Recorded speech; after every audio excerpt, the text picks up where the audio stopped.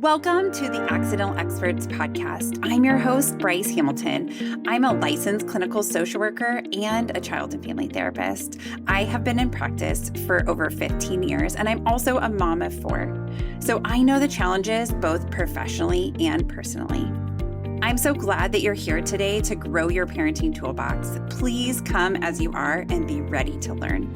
My goal is to make you the accidental expert so that you can raise healthy humans. Hi, everyone. Welcome back. I'm so glad you're with us today. So we're going to be talking about a topic that I think often gets forgotten about parenting in the college years of how do our relationships change. And we have an expert, Dr. Susan VanScoyoc, and she is supporting college students through mental health, parent education, consulting, and advocacy. She's a board certified psychologist, a best-selling author, and she's personally in her own college parenting era. With that, let's get to Dr. Susan. Thank you. I'm happy to be here. Yes. Okay. So we're going to be talking about this important life stage that often gets forgotten, which is parenting like our kids who are starting to adult, like late adolescents, college age kids, and we still have to parent them, right?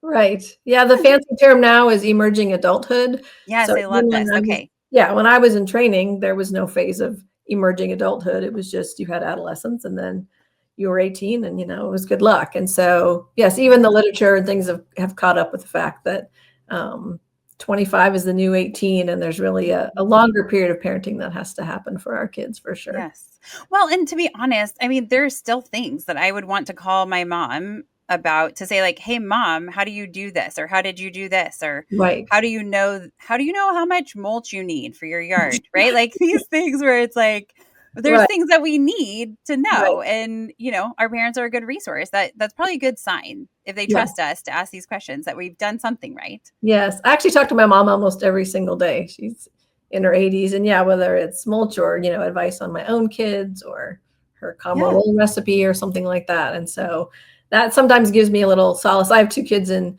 college age. And when they don't call for a while, or I feel like I'm, saying everything wrong, I realize that you still talk to your mom like every single day almost. Yes. It ebbs and flows, but it usually circles back as long as you try to keep that connection. Yes. Yes. So we're going to have to parent them for a while. Right. So we probably should figure out what's different about this stage. So talk to me about how parenting changes when our kids are like emerging adults or going into college, and what makes this part of parenting. It's kind of emotionally complex, I feel like, because you're kind of feeling like they're adults, but then also they're not. And as parents, it's hard. So talk to me about like what shifts.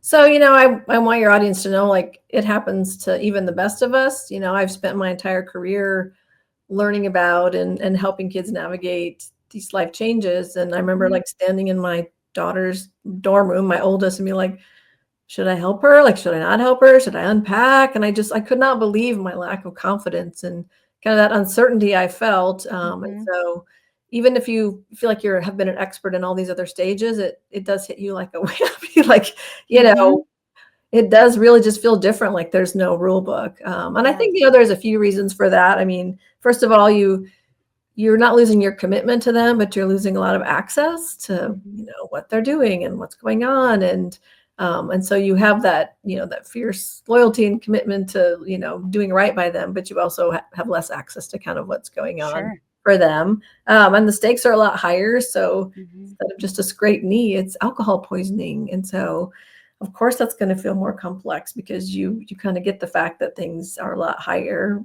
the stakes are higher. And then I really feel like there isn't a playbook, you and I were chatting about this, like there's no what to expect when you're expecting for this, 17, 18 into 25. And so that's part of the reason I'm actually doing this work is I want parents to have resources and a place to feel supported, and not just, a Facebook group with some nasty comments, because you pour your heart out about how hard that it's been, positively, but it also kind of adds to the complexity is that it's also like a really amazing time to do better at communication and just grow into, who you want to be as well, kind of in terms of an equal relationship as 2 adults. So it's complex in the negative way, but also in like a really positive way. And like watching your kids, turn into the young adult you can't wait to hang out with and go to Starbucks with is really rewarding and it's really fun. Yes. Well, and we were talking in preparation for conversation Uh, before about like how, the challenges, obviously, the things that little kids are going through are probably like, this isn't totally true, but like for the most part, they're very similar, right? Like everybody might have a friendship issue that's hard, or everybody might have had their kid go through, not getting on the baseball team that they wanted to be, or whatever it was, or right, right. getting left out of something. And so then that seems like universal more so. I mean, maybe it hasn't happened to everybody, but we can kind of understand. But then as we get into these higher level problems, I guess we can say like the more complex issues that these young adults are going through is you don't want to share all their private information. And so then it makes it also harder because you're like, I don't want to tell people that I'm worried that my teen is going out and drinking every night. Like, and how do I help support them? Because like I feel like I don't like that,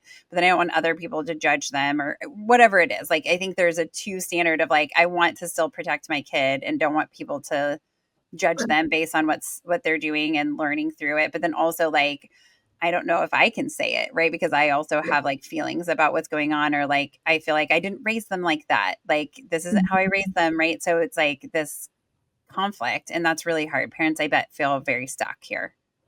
Yeah, I mean, it's super isolating because, it was a story I was going to share later, but like I remember really grieving when my daughter, my oldest went to college, and I tried to talk to a couple people about it because I'm a therapist and like to share, and Mhm. almost exclusively it was met with, "Oh, she's ready and it's her time to fly." And like both things couldn't be true. Like I Yes. couldn't be grieving and excited for her. I went to college for 10 years. I love college. I'd be still in college if they let me. Like, and so I shut down. Like I stopped Yeah.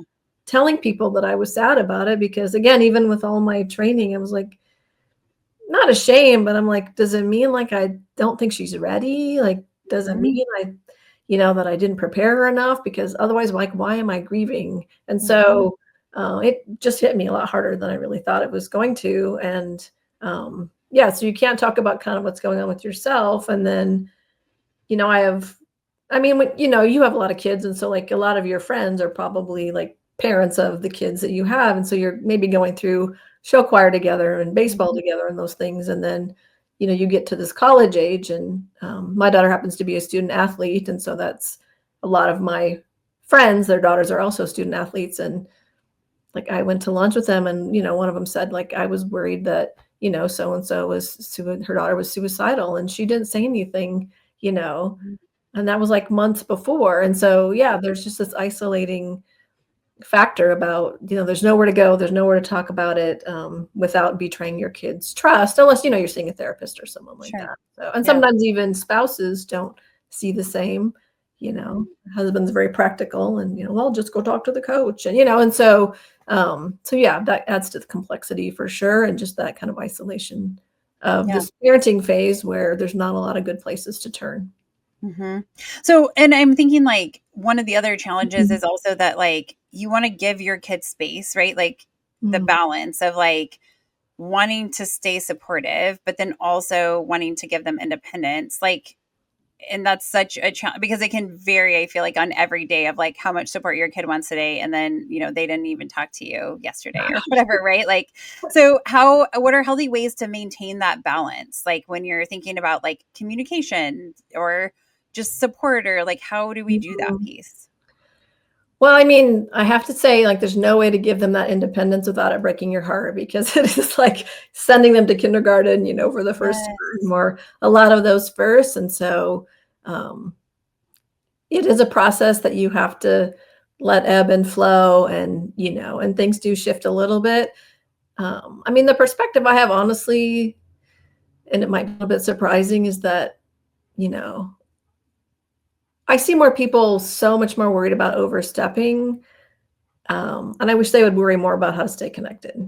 Mm, And the reason I say that is a lot of my kids in my therapy practice, were high achieving and smart and independent, but they would say regularly, like, I just wish my mom would ask me these questions, or I wish I mm, could talk to my mom about, drinking or, those kinds of things. And so I think again, it's that social message of, well, they're 18 now, they should be able to. And honestly, the only time that sentence is helpful is if you add the word vote. Like, they're 18, they should be able to vote. But short of that, it's never helpful. I can't think of a single scenario where saying to a kid, you're 18 now, you should be able to make your own doctor's appointment or pack up for the dorm. All it does is just add shame.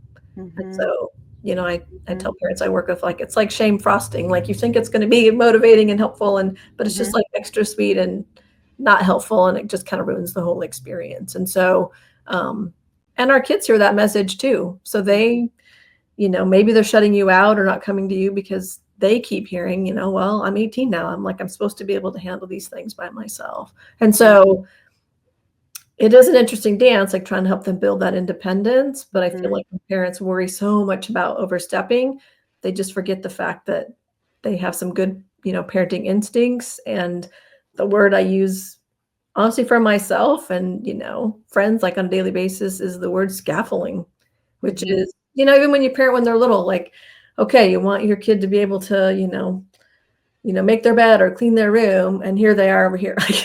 They're a hot mess. They go in there and they play. If you keep hammering away right here, you're not really going to get the results that you want. But if you turn on your Taylor Swift and, make it 50-50 and then 70-30, you gradually like scaffold them until they're successful. And so to me, that's really the key to what you do when your kids are older too, and you're trying to find that independence is, how do you scaffold them to support them? And not worry so much about overstepping. I think that's, where parents have a lot of success. So, I mean, it does shift a little bit. Like, so, for example, you're not really the manager, you're more of kind of an ally. And so, like, some specifics, like letting them take the lead. So, they're going off to college. Well, how much do you want to check in? How much do you want to chat on the phone? Knowing it'll change probably regularly. And I guess the caveat too, for everyone listening, like, everybody's circumstance is so different. And, when I see, so you might not know this, but like every university has their own parent group. So University of Iowa, KU, like they all have a parent group where you can go and ask, what's the dimension of the dorm?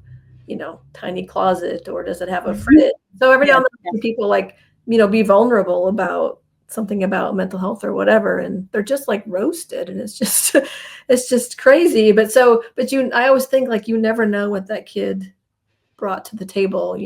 I work with children's. If you had cancer, if you have diabetes, like your kid going into college, the advice is going to be different than maybe a kid that didn't struggle with those things. And so whatever advice you take away, from this recording, it's, temperate with trusting your instincts and what kind of about your kid already. Yes.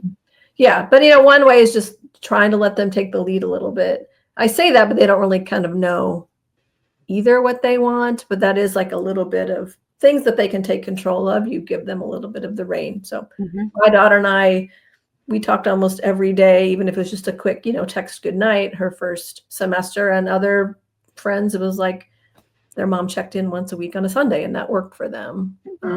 So sometimes there's just a lot of things where you can kind of let them take over a little bit as you start to loosen that. It's kind of like, like riding a bike. I guess that old cliche, when they were little, like, you didn't second guess yourself necessarily holding onto the back or, watching them waddle. You'd maybe let go a little bit and they'd fall and you'd grab it again. And to me, it's kind of the same thing. If you're actually holding onto the handlebar and like kicking them off the seat and holding the back, like, if you're going to like their job interview with them, okay, that's obviously a little severe. But I imagine people that are here wanting to learn probably aren't those parents. Yes. Yeah. So go ahead. I was going to say, I mean, it seems like there's also opportunity to like try something and then say like, was that okay? Like, so like calling, right? So it's like, if you're like, we're going to call every day, or we're going to say good morning every day. Right. And then you could say like, is that still feeling good for you? Like, does that feel like enough? Is it too much? Right. How does it feel? Right. Because I think until we try it, it's really hard to know. Right. And I know that some kids want more space. Right. And then other kids want more contact. And it's Right. not necessarily space, but just that they want that whatever the parents providing for them, the support, the encouragement, whatever.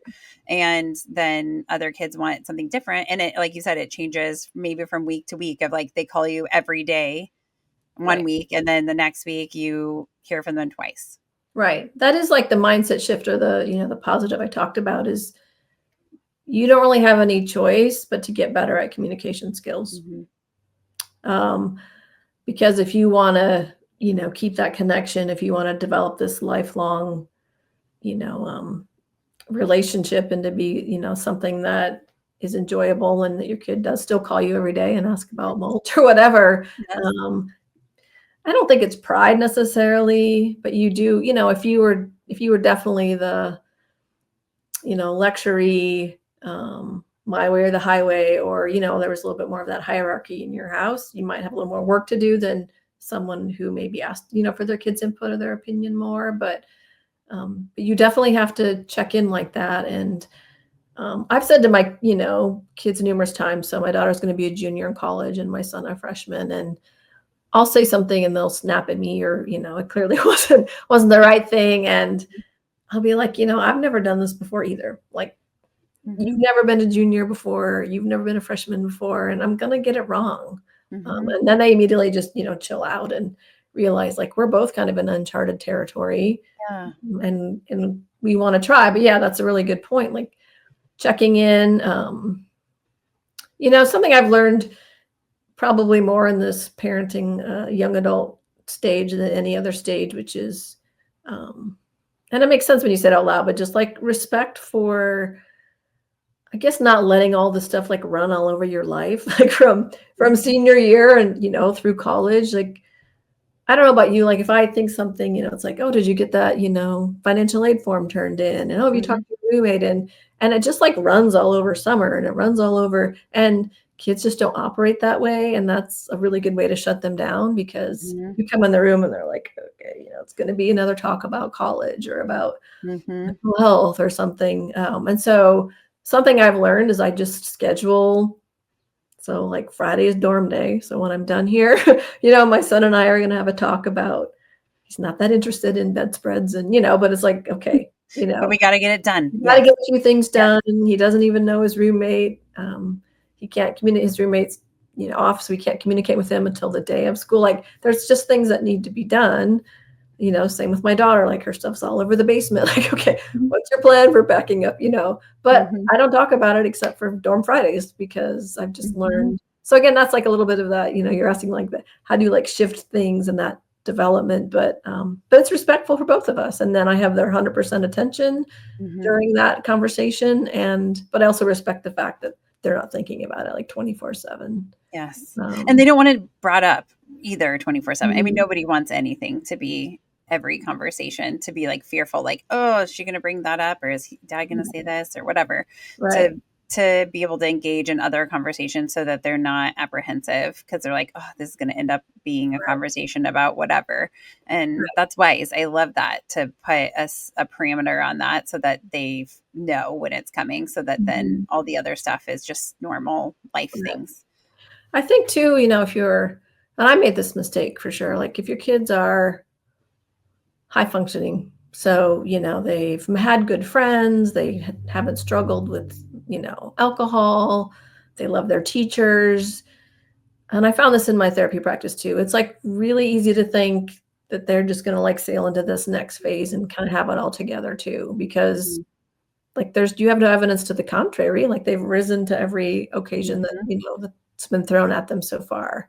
And so I think I even made the mistake of like, I just couldn't believe how shut down my daughter would get with, again, conversations about the dorm or about, and it took me a minute to realize like, this is so new and scary, and there's so many, maybe even more expectations going in for those high achieving kids, for student athletes, especially. And so I even tell her, but, tell parents too, it's, you have this camp, you have your camp that your little house is right now, and you have your kids and you have your rhythm and you know the area outside your camp and which berries are poisonous. And like, you have that rhythm and you have that flow. And now your kid's in a different camp. Mm-hmm. You don't know anybody there. They don't know anybody there, barely. The expectations are different. You don't know what it smells like. Mm-hmm. The berries are different. Like everything is Yeah. different. And the road in between is like rocky and long and detours. And so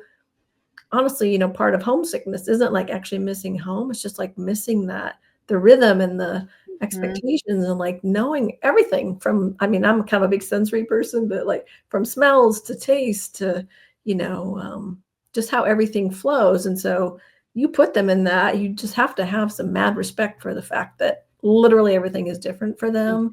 And, um, they're going to get overwhelmed and they're going to shut down and they're going to fail. And that's really hard because sometimes that's the first time, high achieving kids are failing. But if they're doing college right, they are getting B's or C's, or they aren't selected for, for a club or something like that they've tried out for. Because that's why you have them there to kind of stretch and to kind of grow. And Mm-hmm. so sometimes when I'm like, why is she being a jerk about that? Or I'm like, okay, like what's going on in the camp that I don't know Mm-hmm. about or that I could ask about to try to figure out, why that rhythm feels so off for her. Yes, that's a good perspective. I think so often, I mean, I remember being homesick when I left for college. I moved from where I lived 8 hours away to Texas. And I mean, I'd been to Texas to look at the school, but I hadn't really been there before. And I mean, it was hard because it was like, although I wanted to be there, I agree. I missed the routine of like just knowing what to expect and knowing where the store was and knowing how to get something and knowing where to drive and the speed limits and just like everything, like, Right. and having people that I could go to and like I could go hang out with. But it was like, these are all new people and all new stores and all new roads and all new like land marks and all the things. Like it just was all so different. So it makes sense why that happens. How do you help your kids through that homesick part? So like if it's missing the consistency of the or what to expect Right. is routine, Well, how do you help them?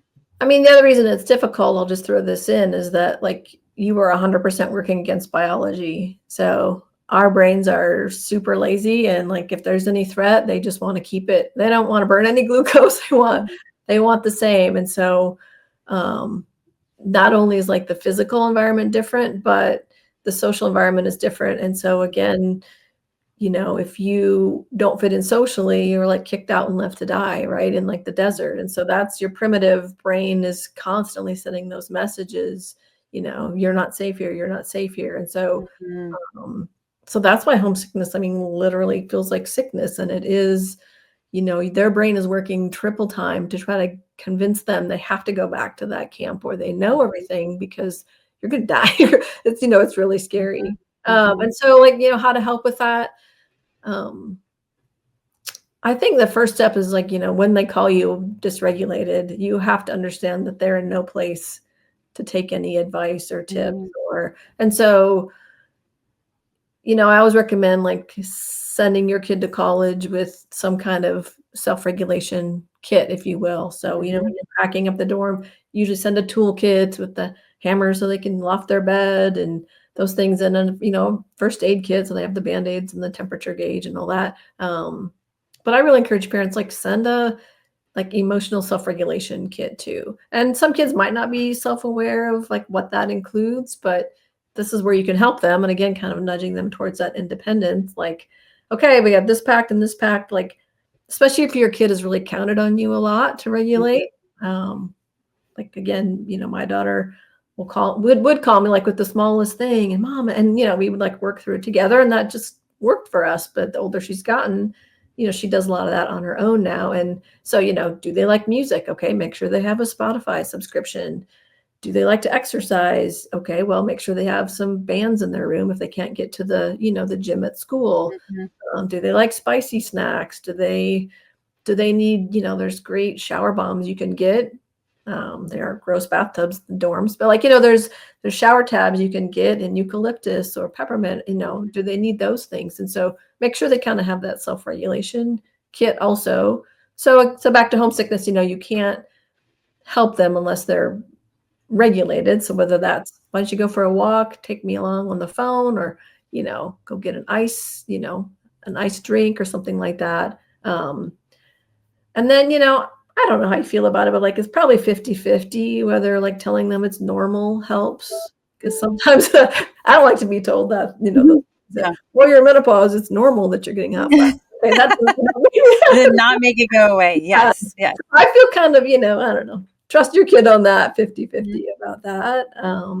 But I think when they're regulated, maybe even having the conversation about the camp and like, making some suggestions, like what's one small thing you can do today to try to make that camp more familiar. And whether that's walking by the chess club meeting, even if they don't go in, or I always say too, again, I see kind of a 50, not 50-50, maybe 70-30, like people really want to make the dorm feel cozy, and other people, especially with the boys, are like, oh, if they take their sleeping bag and their flip-flops, like if they're not going to pack anymore, that's on them. And I don't believe that. I just think it's okay to like scaffold them just a little bit more, because having things that smell like home, snacks that taste like home, those kinds of things will just really help their brain feel familiar. So when they smell the same shampoo, when they smell the same toothpaste, I say smell because your olfactory is definitely a pathway to those emotional settings. Just think about your favorite perfume or what your grandma smells like, those kinds of things. And so just having those familiar things around can definitely be helpful. But it is that just encouraging your kid. It's hard for me to say, like, don't let them come home, but that can tend to, again, now they're back in that camp and their brain is like, see, we told you, this is where you feel safe. So if it's possible, it's probably better to go visit them, let them take you around, and not let them come home, as hard as that is. I totally support that. That's like one of the pieces of advice that I always give the people leaving for college is like, don't come home until Thanksgiving, like as much as you can, because the truth is exactly like you said, the brain, right? It's like, oh, we're safe here. See, we should stay. And so we're fighting biology exactly like you said. And so, but if we find that we're okay where we are, and I wish somebody would have given me this advice when I was in college, because I came home too many times, probably 4 times in the first semester, which was not helpful, right? Like it's not helpful because it allowed me to escape the uncomfortable. Right. And so then I didn't have to do the things, but I also didn't get to. So that means I missed out on some of the things that people would do that like created memories and connection. And so I wish that my parents would have been like, yep, can't come home.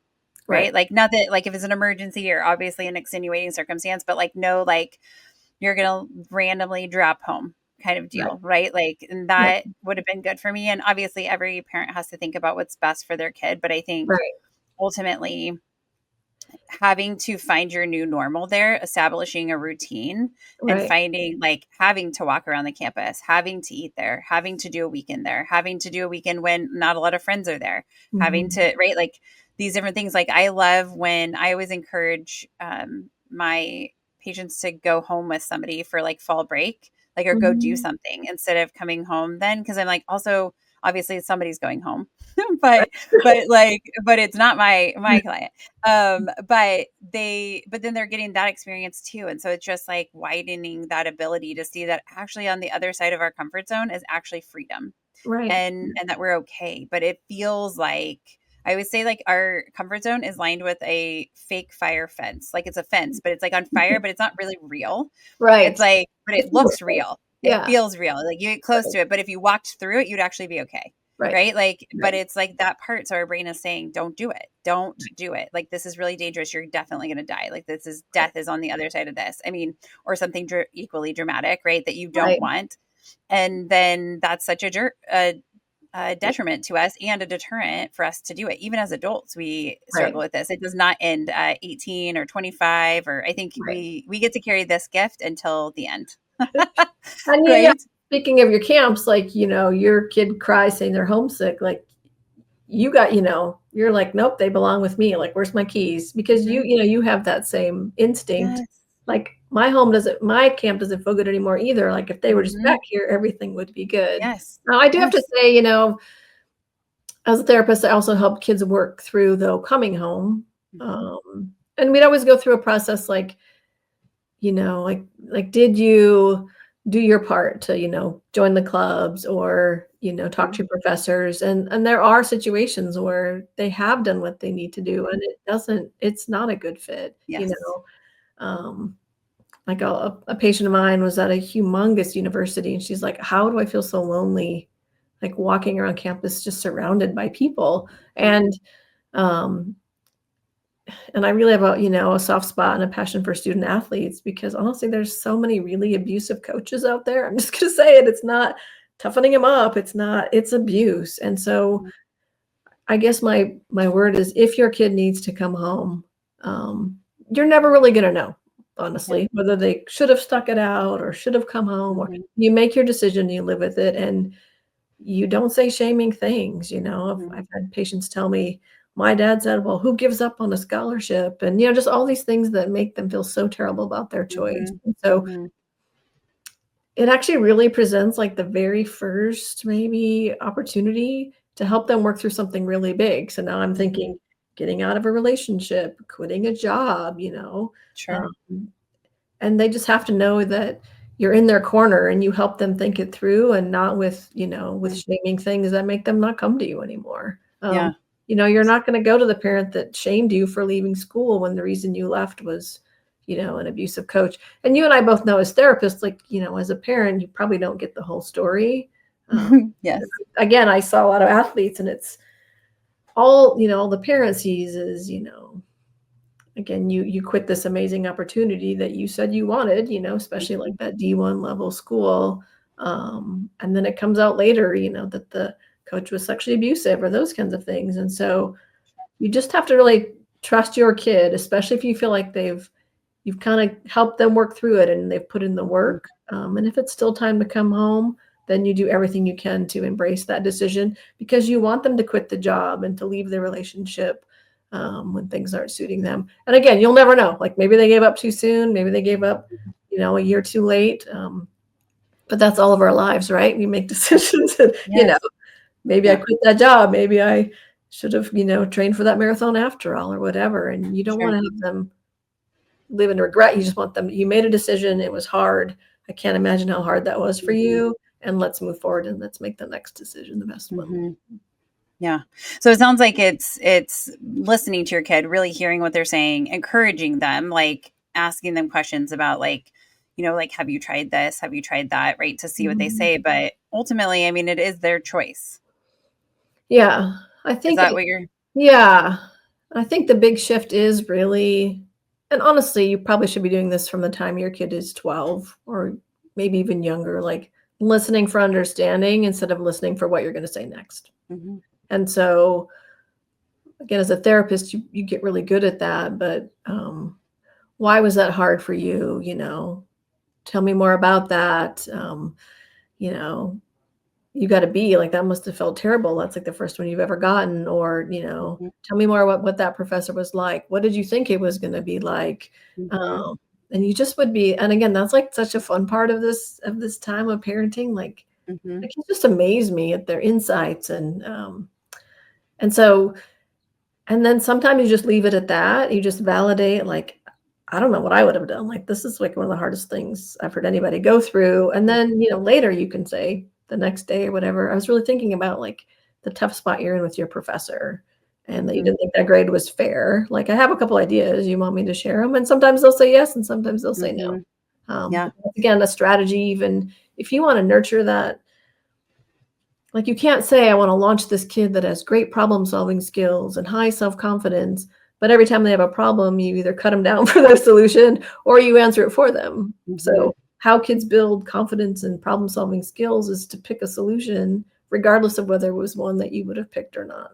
Yeah. Try it And out and yeah. see what happens. Yeah. And Right. so, if you do that when they're younger, 12, 13, again, the stakes aren't quite as high. Mhm. Um, okay, you think you're done with basketball and you don't want to try out this year? Well, okay, let's take this year off. And then they really miss it, or they Yeah. try soccer and they try something different. Mhm. But you have to, again, you can't have it both ways. You can't say, I want to develop this problem solving life skill and not let them solve any problems. Mhm. And so that's a shift I've noticed for sure. And I was never like a lectury or bossy, parent, I don't think, but you really have to bite your tongue, if I laugh when I say that though, because, I don't know about you, but I was like a total scallop in college. Like I would do nothing. The test would be coming. I'd like study, get the grade, and then like do nothing. And so, if it's your kids are putting something off in college or like, oh, did you get that paper done? Oh, it's due at midnight. And you're like, oh, okay, it's 9 p.m. Like, they whip it out. They get the grade, they don't get the grade. And but they learn like, even again, my daughter's gonna be a junior. She's like, I just really stress myself out way more than I need to. Like, I'm going to start, working on my homework, the day I get it or whatever. But she wouldn't have done that if I would have said, it would be much better if you worked on your homework, 2 days at a time. So, and again, but that's part of the fun because you're like, oh, that's a great idea. Like they thought of it. No one's ever come up with this idea before. Good one. Yes. Yeah. Yes. Yeah. But our ideas are always better when we come up with them. I feel like when somebody is like, you're going to do this or you have to do this, it's like, I don't really think I want to right now or whatever. I mean, and I think, time management was something I really had to learn in college I wanted to do all the social things. I wanted to talk to my friends at home on the phone. I wanted to go do the activities. Like I wanted to do all this stuff, but I also had to study. Right. So then it was like figuring out how to do that. And I think if my parents would have like given me a calendar of like, here's how you're going to do this, I would have been like, yeah, no.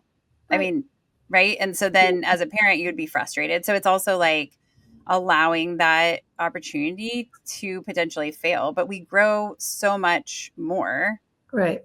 When we have an opportunity to fail or we do something, right? We don't succeed every time, but we keep going back at it, right? That's that resilience piece that we really want our kids to develop too, is that piece of being able to keep going back. So like you don't do well on a test and like some kids might want to like curl up in a ball and never leave their room again. But then it's like, okay, well, we got to get ideally we're able to go back to this class because we're definitely going to fail if we do nothing else, right? Like that's it. Like we're, that's that one test. Right. But we also have an opportunity to try, there's more tests. And like, didn't you say the one that you get to drop? Maybe that's the one you'll choose to drop or whatever. I mean, there's like other ideas, but when you're in that emotional place, like just validating their emotion, like this really sucks. This is really hard. Like you've never had this experience before. I'm so sorry this is happening. Right. Even though you're like, because you didn't study, you're not going to say that part. You're going to just say, this is really hard. Right. Like this is upsetting. Like, I'm sorry. Right. And it's like, a lot of freedom to manage. I mean, like I just crack up when kids are like, oh, I can drop a class. Like, cause I mean, you can't drop a class in high school. No. So like having that you need like everybody's permission, like the principal and your counselor and your parent, right? But in college, right. And I want to caution. I mean, I think it's not great at any age, but I feel like at this age especially that the problem solving like panic response cuts a little deeper for the self-confidence. And what I mean by that is your kid says, oh my gosh, this is like the hardest class ever. I think I'm getting a B. And all of a sudden, then you like go to Amazon and you order them a color-coded planner and, you call a bunch of tutors and you send them motivation books and like that panic response just 100% sends the message like, I don't think you can do this. It'd be like, again, like your toddler is building something with blocks and it tips over and you're like, you go in and you build it, you build the Eiffel Tower for them or whatever. And you're like, no, you got to stay away. So I think that panic response and just like over helping also just cuts into their self-esteem because you're basically saying like, and then they don't know what to believe. Like they're saying, yeah, I did fail. Maybe my mom is right. I should do all those things. And so it just kind of adds to that self-doubt. And so like, you can put it in your cart, but don't hit send. Like, hey, when I was in school, like a planner worked for me. You want me to try that? And no, I've tried planner, and then you just got to delete it out of your cart or send it to yourself. I don't know. But, but I see that sometimes too. And you do not mean that at all. Like that is the exact opposite of what you think you're doing. But it does kind of send that message like, well, if you had such a panic response, you must 100% not think I can get through this. Yeah. Which, yes, again, is not what you want them to believe or what you really believe. It's just that you think Oh, it's supportive. You're just trying to help, but it's right, like part right, of the stage is also doing it, like them coming up with it to say like, "Hey, what do you think about buying me a planner?" Or like, "Could I buy a planner at the bookstore?" right, "Yeah, that right, sounds great. Let's try it." right, Right? Or like, "What have other friends tried?" Or "Have right, you Googled it?" Like, what other ideas does Google have, right? Like, to see what other things could, right, because it's like sometimes they don't want to ask their friends. And so, because they don't want anybody to think that they're struggling. But the truth is, I mean, I don't know that I've ever met a freshman that is like, this is so easy. I have done all of this so right, easily. Like, it's like I've, lived right, here my whole life. Like, never have I met somebody that has, right, like, even if it's you've moved 30 minutes away, but right, it's just like, you're going, it's a new system, it's a new setting, also navigating other personalities. Like, you know how to do your siblings, you know how to do your parents right, probably at this point, but like now you have another person or multiple people that you're right, like trying to learn how to communicate with, and like they're sloppy or super clean and you're the opposite, and trying to like figure out how to navigate through those dynamics, or they have a different bedtime than you. And I mean, like, those are all normal things to go through, but it's such an important skill to figure out how to handle it. right, right. Yeah, back to the camp thing. I mean, it does hurt your soul as a parent, like, but they're supposed to be counting on their peers and their Mhm. RA and their, you want, again, those are the people that are in their world, and you need them to be comfortable in their camp. And so they Mhm. will stop coming to you, you know. You'll learn a year later about, the roommate that supposedly didn't drink that was like vomiting all the time, or, Mhm. Yes, I mean, sure. you'll learn these, but it's their job to kind of Mhm. assimilate it and count on those people more than they're counting on you. As much as that like breaks your heart on the Mhm. surface, that that's, what you're sending them there for. Yeah. They can get used to those new environments and make that shift. Yeah, and I think the other thing that kind of, depending on what kind of kid you have, like developing those resources and those relationships with their professors is probably Mhm. another thing that you know, if you can encourage it, whether that's, go to office hours or whatever. Because I mean, you think about, um, I was a professor for a while, and like getting to actually like connect with a student and not just go through the rubric and the syllabus, and like that is so meaningful, and they want to help and they want to be Mhm. there. And so, um, yeah, my daughter's like, "That's like the secret to everything." I go to Oh, like the yes. office hour, and now she's got, recommendations for internships and all Mhm. this stuff, and Mhm. it's just, and sometimes she just went to talk about, whatever. But, especially if your kid, like, had really good relationship with the high school teachers, Mhm. just saying, like, "Hey, which of your teachers do you like the best? Oh, do they have office hours?" I heard this little tip, like, hey, if you just go a couple times, it just, and again, that's another person in their world that's going to be supportive Mhm. and help them out when they have a problem that's not related to the class, whether Mhm. that's a roommate problem or, those kinds of Yeah. things. I did go, so my son's going to be a freshman, and I went to his orientation, and I was really like pleasantly surprised. And I guess this is advice for, parents of kids going to college, like the RA, the resident assistant, like the kid that's in the dorm, like they've done this 1,000 times, the roommate struggles, the Mhm. homesick struggles. And so again, it's okay to start there. Like, you need to go talk to your RA and come back and tell me what they said. Mhm. Because again, you need to let them assimilate to their own environment, but they know way more. You've had, one kid that's homesick or one kid with a bad roommate, and they just have had lots and lots of experience at the Mhm. university. And so trusting that, is really important to help them expand out who they can consider as a resource. Yeah, that's great.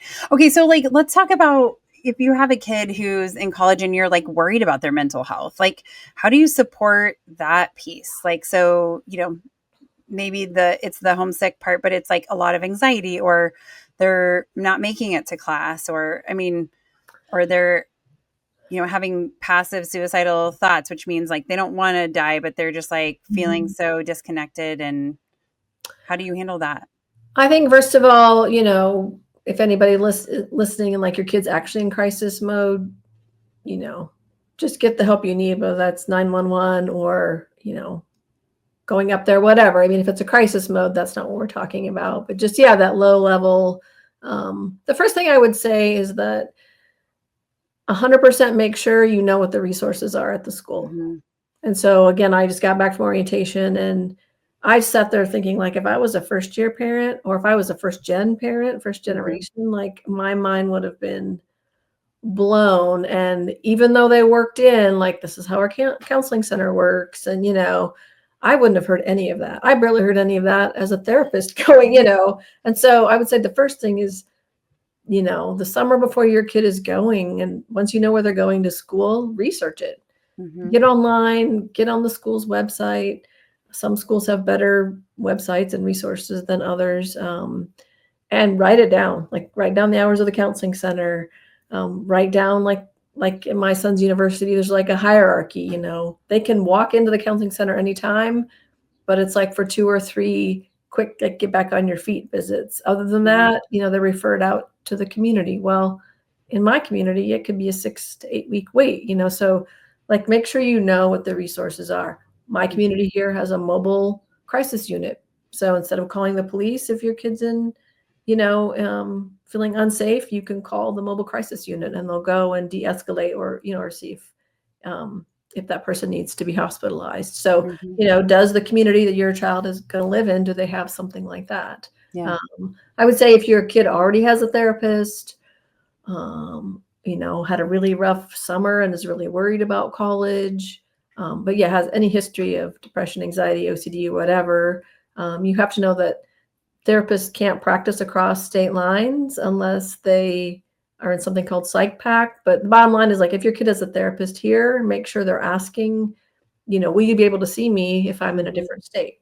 And if they're in the same state, set up some of those telehealth visits, even if they cancel them or don't think that they need them. So, but I see a lot of, they left here for the summer and they're feeling really good, and then they go and they had no idea that the therapist couldn't see them because they're in a different state. And so it's different again for everybody. So the therapist would know those rules. But that's the last thing you want, is a 6, 8 week wait to get things addressed. If you're setting a freshman now, I mean, you need to make it now, and it might be October or something, but at least that's better than nothing. So definitely make sure you have that plan in place. And then I think, starting now, but just, again, this is where you grow as a parent, you have to have those straight up conversations about mental health. We just didn't have those when we were younger. Like, that wasn't brought up, but our kids have been learning about self-regulation and, mindset and things like that since preschool. And so they want you to know, they expect you to know, and it's time to start having those conversations. So plan the dorm, plan their classes, and you have to have that conversation about mental health as well. And, you can even say, I'm sorry that we haven't talked about this, before, this is what I'm seeing. You're not going to class. And, it seems like you haven't talked at all about your friends, just kind of pointing out some of those symptoms, and, what can we do to get you to feel better? And then again, try to lean on those campus resources, first and foremost.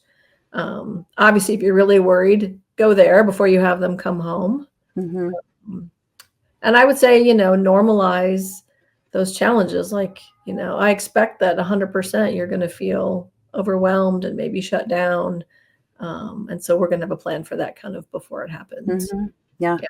Do you have any advice around, like, if your kid's struggling academically? Like, because obviously we probably shouldn't be emailing the professors to say, hey, my kid's struggling. I mean, maybe there's a time and place for that. But, like, if our kid's struggling academically, what advice do you have around that space? I think, again, that's, that's scaffold and tiered as well. If they're telling you how they're doing, is what you're assuming as well. So again, you can encourage them to, a lot of majors have, like, study groups, especially if you're in engineering or nursing. And sometimes those are, like, built in, but, okay, who do you know that's in your major? Is there somebody you're sitting by in your class? Starting with, like, that peer-to-peer connection. Will you go to office hours? I'd say you can always call a department, even anonymously, and say, hey, my kid's in, chemistry, organic chem, and it's just really difficult. Can you, like, tell me what resources are available? That's not overstepping. That's just Amazing. information seeking. Yeah.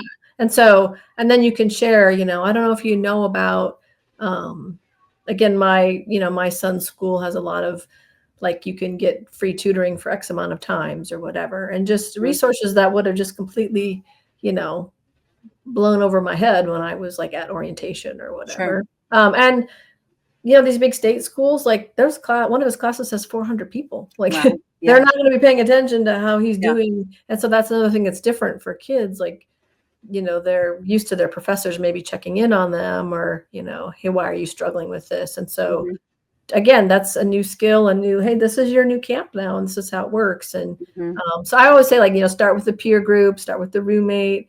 Who can you study with? Do you want to put me on FaceTime, while you study for this? There's so many, have them ask other college kids, because there are so many cool, amazing, like Quizlet, and there are pens now, like when you're writing, it's recording it, and it literally, you can go back in your notes and you can touch the note and it'll go to the recording and it'll play back the recording of where it went. Oh, I know. So there's so many cool gadgets, and my daughter has the same laptop as me, and she'll be reading her textbook and she'll clip out something like a drawing of a brain, and then she can copy and paste it to her own notes. And and that kind of stuff is like an easy win, because kids love technology. Doesn't really feel like you're studying.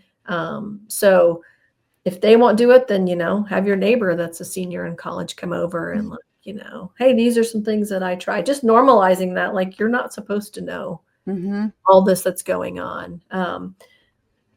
I hear a lot, that someone will come home and they'll come home for holiday break and it'll be like, yeah, I failed my semester. So that's always, hopefully you're, be able to talk to them before that, but it happens, and then that's when you have to pull out all of your, what, you're going to lose your scholarship. I mean, all that stuff won't help the relationship, but it's, oh my gosh, something really terrible must have been going on. Like, tell me what it was.